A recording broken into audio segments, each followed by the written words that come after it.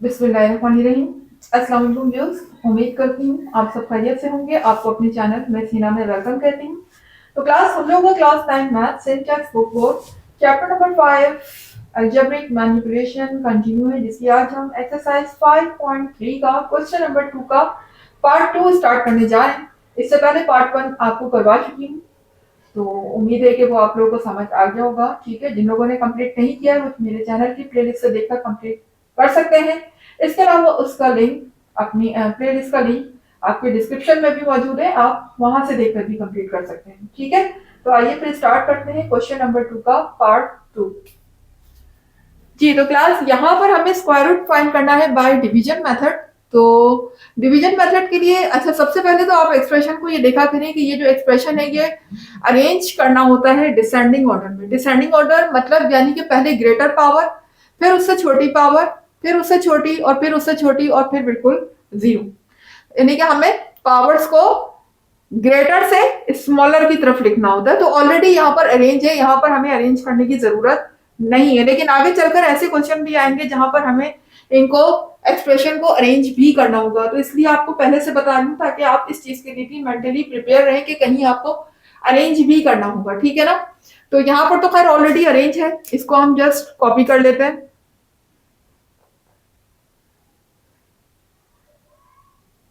25x4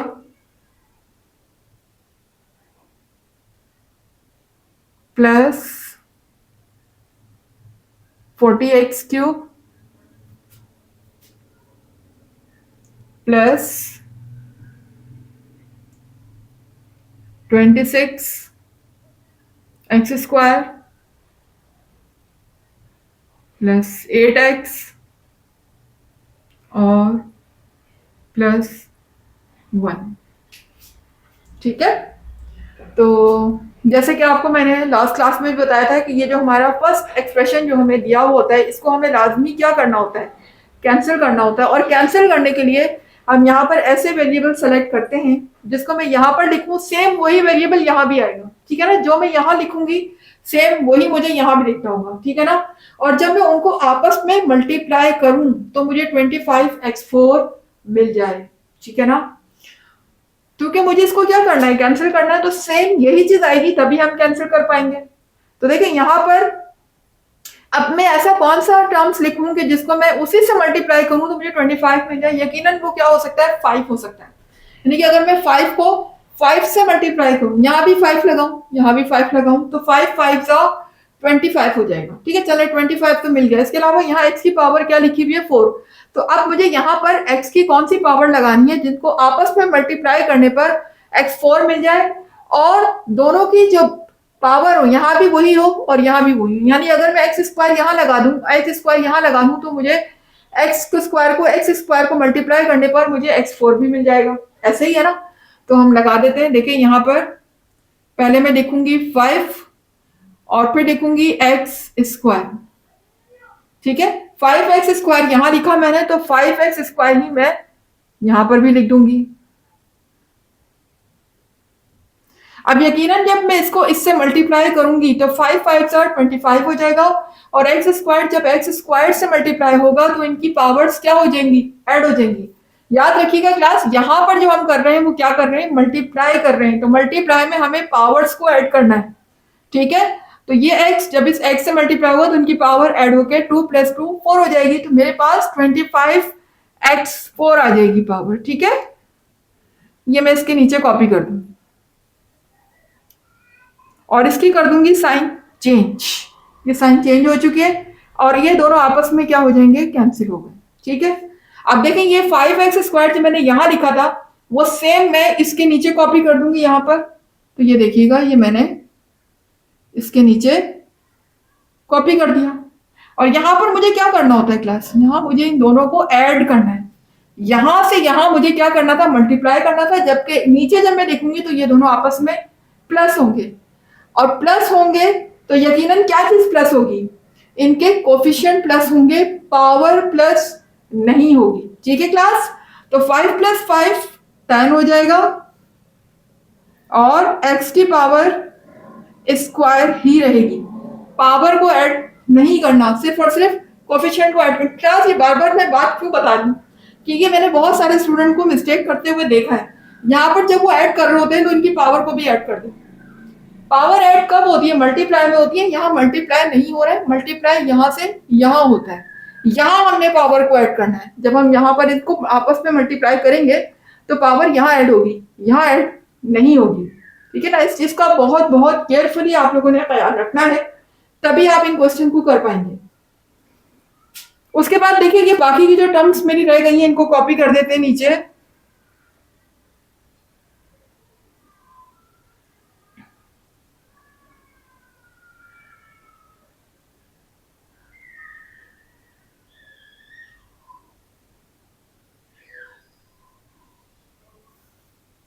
मैंने copy कर दिया है। अब देखें, अब मेरी फर्स्ट टर्म क्या बन चुकी है? 40x3। पहले ये था, ये मैं कैंसिल कर चुकी थी। अब मुझे इसको कैंसिल करना है, ठीक है ना? इसको कैंसिल करना है तो अब मुझे यहाँ पर ऐसा नंबर यहाँ पर पुट करना होगा जो कि पहले तो इससे मल्टीप्लाई होगा ना, जाहिर सी बात है। फर्स्ट नंबर तो मेरा ये लिखा हुआ है फर्स्ट टर्म, तो वो नंबर जो मैं यहाँ पर अपनी तरफ से ऐड करने वाली हूँ वो नंबर सबसे पहले इससे मल्टीप्लाई होगा। सेम जो नंबर यहाँ ऐड करेंगे वो हम यहाँ भी लिखेंगे, ठीक है ना? तो यहाँ पर वही नंबर पहले जब इससे मल्टीप्लाई होगा तो मुझे 40 मिल जाए और साथ में मुझे x³ भी मिल जाए। तो उसका बेस्ट तरीका ये है, आप अंदाजे से भी लिख सकते हैं, बिल्कुल लिख सकते हैं, सही होगा, लेकिन हो सकता है उसमें मिस्टेक हो जाए, कुछ आप लगाना भूल जाए। तो मिस्टेक से बचने का बेस्ट तरीका ये है कि आप आ जाइए रफ वर्क की तरफ, ठीक है ना? और रफ वर्क में आपको जो यहाँ पर नंबर एग्जैक्टली पुट करना है वो आपको एग्जैक्टली रफ वर्क से मिल जाएगा, ठीक है ना? यानी आपको सोचने की मेहनत नहीं करनी पड़ेगी, डायरेक्टली आपको कैलकुलेशन से वो नंबर हासिल हो जाएगा। अब वो कैसे होगा? ये जो मेरे पास फर्स्ट टर्म लिखी हुई है 40x3, इसको मैं लिखूंगी न्यूमिनेटर में, और ये जो यहाँ पर मेरे पास डिवाइड साइन के इस तरफ जो नंबर मुझे हासिल हुआ है प्लस होने के बाद, इसको मैं लिखूंगी डिनोमिनेटर में, ठीक है? इस चीज का ख्याल रखिएगा। ये मेरे पास न्यूमिनेटर में आएगी फर्स्ट टर्म, चूंकि मुझे इसको कैंसिल करना है, ठीक है ना? और ये वैल्यू मेरे पास डिनोमिनेटर में आ जाएगी। अब देखिए यहाँ पर मुझे इसको सिंप्लीफाई करना है, तो कैसे करूंगी? ये देखिएगा, 10 1 सा 10, 10 4 सा 40, ठीक है ना? उसके बाद ये जो पावर है, ये दोनों बेसिस सेम है ना, अब ये जब बेसिस सेम है, डिवाइड हो रही है, तो क्या होगी? ऊपर चली जाएगी। जब ये ऊपर चले जाएगा वेरिएबल, तो इसकी पावर का साइन क्या हो जाएगा? चेंज हो जाएगा। यहाँ पर मेरे पास क्या रह गया? 4, और अपॉन में क्या लिखा हुआ है? 1 हम नहीं लिखते। इसके साथ x की पावर क्यूब लिखी हुई है, और जब ये वाला x ऊपर जाएगा, इस x को जब मैं ऊपर लेकर जाऊंगी तो इसकी पावर क्या हो जाएगी? माइनस हो जाएगी। अच्छा क्लास, यहां पर मैं इसको भी तो नीचे ला सकती थी ना, इसको क्यों ऊपर लेकर जा रहा हूं? हमेशा याद रखिएगा, स्मॉल पावर मूव होती है, कभी भी ग्रेटर पावर को मूव नहीं किया जाता। अगर स्मॉल पावर हमारी न्यूमिनेटर में लिखी होती है तो वो मूव होकर नीचे आती, और अगर नीचे लिखी हुई है डिनोमिनेटर में तो वो मूव होकर ऊपर जाएगी। कभी भी ग्रेटर पावर मूव नहीं होती, हमेशा स्मॉल पावर मूव होती है। इस चीज का भी बहुत ख्याल रखिएगा जी। तो अब देखिएगा, इनकी बेसिस सेम है, मैं इनको एक दफा लिखकर 3 में से 2 को माइनस कर सकती हूँ, ठीक है ना? क्योंकि बेसिस आर सेम, तो आपको पता है जब बेसिस सेम होती है तो पावर को हम ऐड कर सकते हैं, या फिर अगर सब्ट्रैक्ट हो रही हो तो सब्ट्रैक्ट कर दें। तो यहाँ 3 में से जब 2 माइनस होगा तो क्या बचेगा? 4x पावर 1 हो जाएगी। 3 माइनस 2 पावर 1, तो 1 पावर हम नहीं लगाते, ये बात पता है। सिर्फ क्या आ गया? 4x। अब देखिए एग्जैक्टली मुझे वही नंबर मिल गया जो मुझे यहाँ पुट करना है। इतना आप सोचते, मेहनत करते, ठीक है ना, उसके बाद फिर आपको नतीजे पर पहुंचते कि यहाँ पर ये लगेगा, और फिर भी मिस्टेक्स के चांसेस होते हैं। पता लगा आप यहाँ पर पावर कोई लगा देते, वो गलत हो जाता। उससे बेहतर है कि आप रफ वर्क बनाएं, वहां पर कैलकुलेट करें, तो एग्जैक्टली आपको वही वैल्यू मिलेगी, वही टर्म्स, वही वेरिएबल मिलेगा जो कि आपको यहाँ पर ऐड करना है, ठीक है, यहाँ पर पुट करना है। तो अब हम यहाँ पर देखें, यहाँ प्लस का साइन है तो ऊपर प्लस का साइन आ जाएगा, और यहाँ पर मैं लिख दूंगी 4x। अब जो मैंने यहाँ ऐड किया सेम यहां भी ऐड होगा, ठीक है? वो वैल्यू जो हम यहाँ ऐड करेंगे सेम यहां भी ऐड होगी, या यूं कह लें कि यहाँ जो लिखेंगे वो यहाँ भी लिखी जाएगी। यानी यहाँ की वैल्यू बिल्कुल सेम होनी चाहिए, इस चीज का ख्याल रखना है, ठीक है। उसके बाद देखें जब ये 4 इससे मल्टीप्लाई होगा तो 10 4 40 हो जाएगा, और x की पावर स्क्वायर और x की पावर 1 दोनों की पावर ऐड हो जाएंगी, क्योंकि यहाँ पर मल्टीप्लाई हो रहा है, तो 2 + 1 3 हो जाएगा। यानी कि मेरे पास मुझे फर्स्ट टर्म मिल चुकी है। ये मैंने अपनी कैलकुलेशन से जो वैल्यू निकाली थी, जो वेरिएबल निकाला था, वो बिल्कुल सही है। मेरी फर्स्ट टर्म आ रही है मल्टीप्लाई करने पर, तो मैं यहाँ पर लिख देती हूँ 40x3। ठीक है ना। अब यही 4x इससे भी मल्टीप्लाई होगा, पहले इससे मल्टीप्लाई हुआ, अब ये 4x इससे मल्टीप्लाई होगा, यानी खुद अपने आप से भी मल्टीप्लाई होगा जो हमने लिखा था। तो 4 4 16, और x मल्टीप्लाई जब x से होगा तो दोनों की वेरिएबल क्या है, सेम है, इनकी पावर क्या हो जाएंगी, ऐड हो जाएगी, 1 + 1 2 हो जाएगा, यानी मेरे पास 16x² आ जाएगा। तो मैं x² टर्म के नीचे लिख दूंगी इसको 16x², और प्लस प्लस प्लस, साथ साथ साइन भी मल्टीप्लाई करना है। ठीक है ना। अब इनके साइन को मैं क्या कर दूंगी, चेंज कर दूंगी। देखें ये प्लस का है माइनस का हो गया, ये प्लस का है माइनस का हो गया। ये देखें ये फर्स्ट टर्म मेरी कैंसिल हो गई। अब देखें यहाँ पर 26x² है, यहाँ पर 16x² है। तो अब देखें बचेगा क्या मेरे पास, जो रिमेनिंग होगा वही हम लिखेंगे, और जाहिर है किस में से बचेगा, प्लस में से बचेगा, क्योंकि ग्रेटर नंबर के साथ प्लस साइन लगा हुआ है। तो देखिए 6 - 6 तो हो जाएगा 0, और 2 में से 1 जाएगा तो 1 बचेगा, 10 बचेगा, और x² को हम कॉपी कर देंगे। गलती से भी यहाँ पर पावर ऐड मत कर दीजिएगा, x की रॉन्ग हो जाएगा। हमें सिर्फ और सिर्फ कोफिशिएंट को करना है ऐड या सब्ट्रैक्ट, पावर ऐड नहीं होंगी, पावर ऐड मल्टीप्लाई में होंगी। ठीक है, बाकी टर्म्स भी हम कॉपी कर देंगे।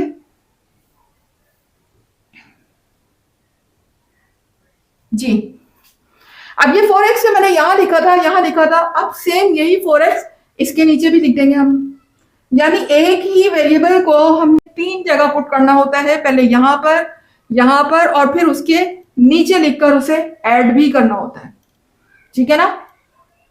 ये देखिए उसी के नीचे लिखिएगा, इसके नीचे नहीं लिखना आपने, इसके नीचे लिखिएगा। ठीक है ना। अब देखें ये वाला 10x² तो जस्ट हम कॉपी कर देंगे, और यहां पर 4 + 4 मेरा क्या हो जाएगा 8, और x को जस्ट मैं कॉपी करूंगी, यहां पावर ऐड नहीं होगी बिकॉज वी आर एडिंग, यहां पर हम ऐड कर रहे हैं। ऐड करने में सिर्फ और सिर्फ कोफिशिएंट्स ऐड होते हैं। कोफिशिएंट क्या होते हैं, जो वेरिएबल से पहले लिखे हो नंबर। ठीक है। तो अब देखिएगा, अब मुझे क्या लाना है, अब मेरी फर्स्ट टर्म क्या हो चुकी है 10x², और यहां पर मेरी फर्स्ट टर्म क्या लिखी हुई है 10x², यानी जो मुझे चाहिए वो यहाँ पर ऑलरेडी क्या है, मौजूद है। अब मुझे कैलकुलेशन यहाँ करने की जरूरत ही नहीं। कैलकुलेशन करने की जरूरत जब पड़ती है जब दोनों एक दूसरे से डिफरेंट होते हैं, तो सेम आ चुके हैं। तो मुझे यहाँ पर अब ऐसा नंबर पुट करना है कि जो 10x² उस नंबर से मल्टीप्लाई हो, तो मुझे 10x² ही मिल जाए। तो जाहिर है वो क्या हो सकता है, 1 ही हो सकता है। ठीक है ना। तो हम यहाँ पर अगर 1 को पुट करते हैं, तो ये जब 10x² 1 से मल्टीप्लाई होगा तो 10x² ही मिलेगा मुझे। ठीक है ना। तो ये लिख देते हैं हम यहाँ पर 10x², और यही 1 यकीनन यहां भी आ जाएगा, क्योंकि जो नंबर हम वहां ऐड करेंगे वो यहां भी ऐड होता जाएगा। ठीक है ना। और यहां ऐड होगा तो इसके नीचे भी आ जाएगा, इसको हम इसके नीचे भी ऐड कर देंगे। ठीक है ना। तो देखें यहां पर इसको कॉपी कर दीजिए, 10x² प्लस 8x, 1 + 1 क्या हो जाएगा 2 हो जाएगा। ठीक है।